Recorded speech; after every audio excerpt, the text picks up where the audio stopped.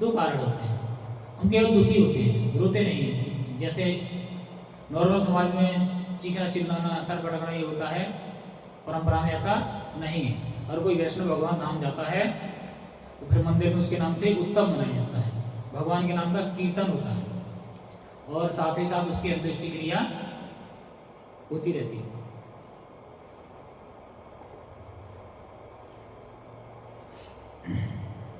तो आज के दिन हमें क्या करना चाहिए?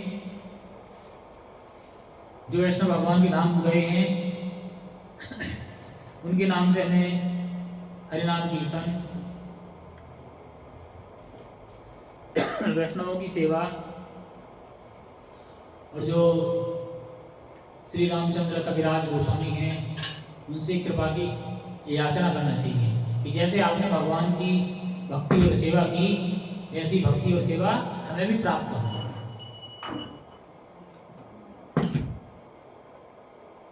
और जैसे आपकी श्रद्धा नित्यानंद प्रभु के चरणों में थी वैसी श्रद्धा हमें प्राप्त हो, और जिससे नित्यानंद प्रभु के माध्यम से हमें चैतन्य महाप्रभु की कृपा प्राप्त हो सके।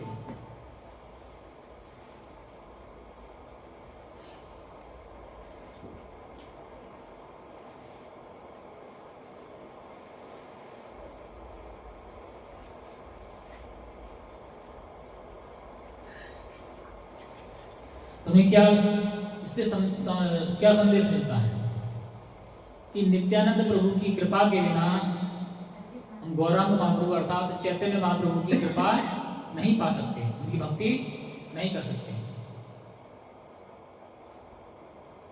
अगर हमें भगवान के समक्ष अपने आप को भक्ति प्रदर्शित करनी है तो वैष्णवों की कृपा भी हमें प्राप्त करनी चाहिए। जैसे डीएम साहब से मिलने के लिए जो डीएम का ये होता है, पर्सनल असिस्टेंट होता है, हमें उससे संपर्क करना पड़ता है।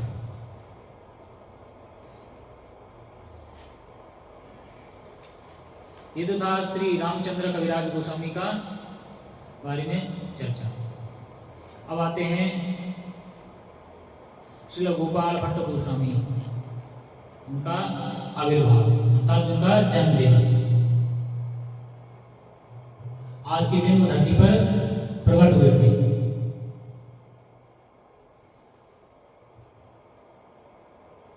श्री इंद्र जी महाराज ने एक वृंदावन की महिमा से संबंधित एक भजन बनाया है। उसमें एक सेंटेंस आता है, गोपाल भट्ट की हृदय वेदना प्रगटियो सालिग्राम। उसका क्या नाम है? राधा रमन तिवारी। तो ऐसे थे हमारी परंपरा के श्रेष्ठ वैष्णव जन कि उनकी इच्छा मात्र से भगवान जो सालिग्राम हैं उसमें से विग्रह का रूप धारण कर लिए। गोपाल भट्ट गोस्वामी जो हैं वो सालिग्राम की पूजा करते थे। तो उनके जो साथी वैष्णव थे उनको एक बार सबकी महिमा का गुणगान किया जा रहा था। तो इनके पास तो सालिग्राम भगवान जी के स्वरूप तो था नहीं, तो इनके स्वरूप को देखकर जो इनकी भगवान की प्रशंसा कर रहे थे सबके विग्रह की, तो इनको कहा था गंडकी लाल। तो भगवान को कोई सालिग्राम भगवान को कोई विशेष स्वरूप नहीं होता है, तो गंडकी से उत्पन्न होने के कारण इनको गंडकी लाल कहा। तो गोपाल भट्ट गोस्वामी पहले से ही खिन्न रहते थे कि मेरे पास जो विग्रह है उनका कोई स्वरूप नहीं है, मैं भी उनको वस्त्र धारण करना चाहता हूँ, सेवा करना चाहता हूँ, अलंकार धारण करना चाहता हूँ, इनका कोई स्वरूप नहीं तो कैसे धारण करा। ऊपर से उनकी प्रशंसा में जो है गंडकी लाल और बोल दिया, अब तो आग में घी का काम हो गया। इतना बात सुन के गोपाल भट्ट गोस्वामी महाराज हैं पूरी रात बिलक बिलक कर रहे, क्या तो खंबे में से प्रकट हो जाते हो, तो क्या आप सालिग्राम शिला से प्रकट नहीं हो सकते। और वो रोते रोते सो गए। सुबह उठते देखते क्या है कि भगवान राधा रमन लाल जी के स्वरूप में प्रकट हो गए। बड़े प्रसन्न हो गए, सबको दिखाते फिर रहे, उनको श्रृंगार के अच्छे से उत्सव मनाते हैं और सबको दर्शन कराते हैं कि देखो हमारे भी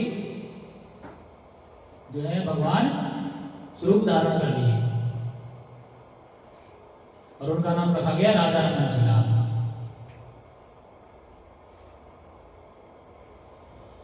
तो ये तो उनकी भक्ति की महिमा है। अगर हम भगवान की निष्ठापूर्वक सेवा करते हैं तो भगवान हमारी इच्छा से अवश्य प्रकट होते हैं और हमारी सेवा की ग्रहण करते हैं।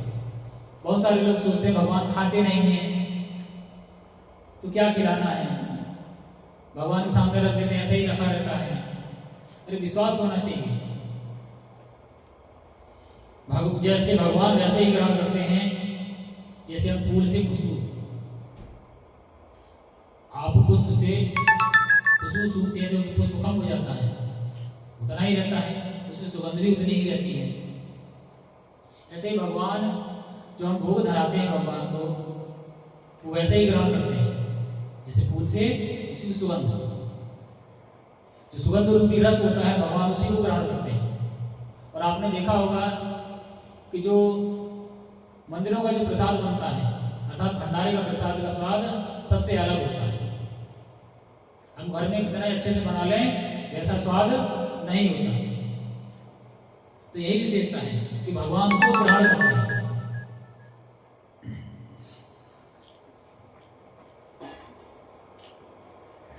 जो श्री गोपाल भट्ट गोस्वामी जो हैं चैतन्य महाप्रभु की जो पार्षद हैं षड गोस्वामी, उनमें से प्रमुख गोस्वामी हैं।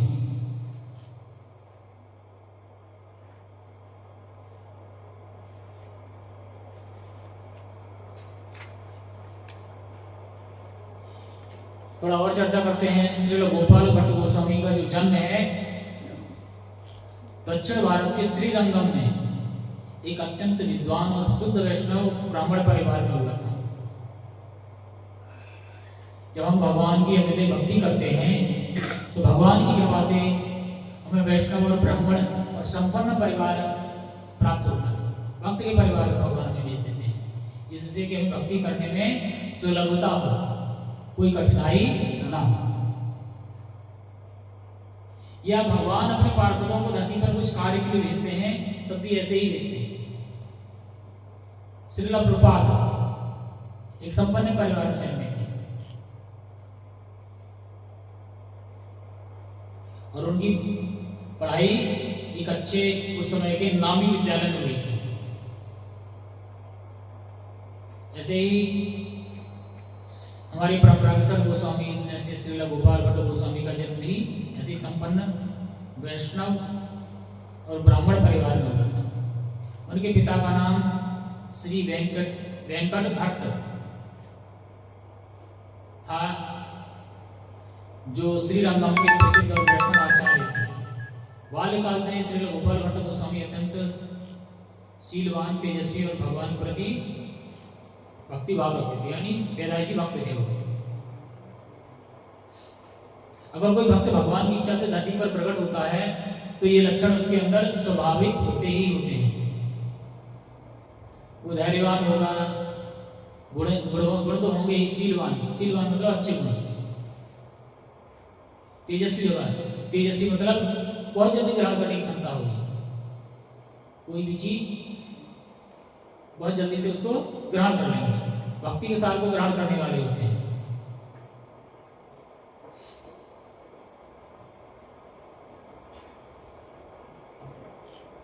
और ऐसे ही उनका जन्म भी प्रभु की इच्छा से ही हुआ था। वो चैतन्य महाप्रभु की सेवा करने के लिए प्रकट हुए थे, इसलिए एक योजना के अंतर्गत उनका जन्म हुआ था। जैसे भगवान किसी को भेजते हैं तो एक प्लानिंग के तहत भेजते हैं। भगवान कृष्ण के आने से पहले बलराम जी आ चुके थे, क्योंकि एक अनंत शेष के अवतार हैं उनके सामने। तो जब भगवान प्रकट होते हैं उससे पहले उनके पार्षद प्रकट हो जाते हैं।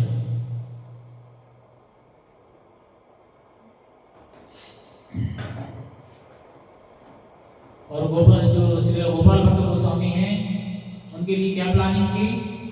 तो जो चैतन्य महाप्रभु की जो संप्रदाय है उसमें एक महान भूमिका निभानी थी। जो भक्ति के सिद्धांत हैं उनको सिद्ध करना था शास्त्रों के माध्यम से।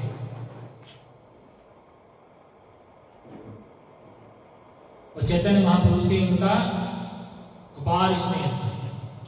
कैसे वो मिले और कैसे क्या हुआ वो भी बताते हैं। चैतन्य महाप्रभु दक्षिण भारत की यात्रा पर जाते हैं और वे श्रीरंगम में 4 महीने तक वहीं रहकर प्रचार करते हैं।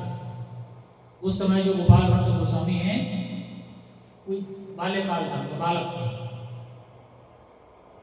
और उस समय महाप्रभु के चरणों की सेवा करने का उनको अवसर प्राप्त होता है। उसको अवसर नहीं बोलते, सौभाग्य बोलते हैं।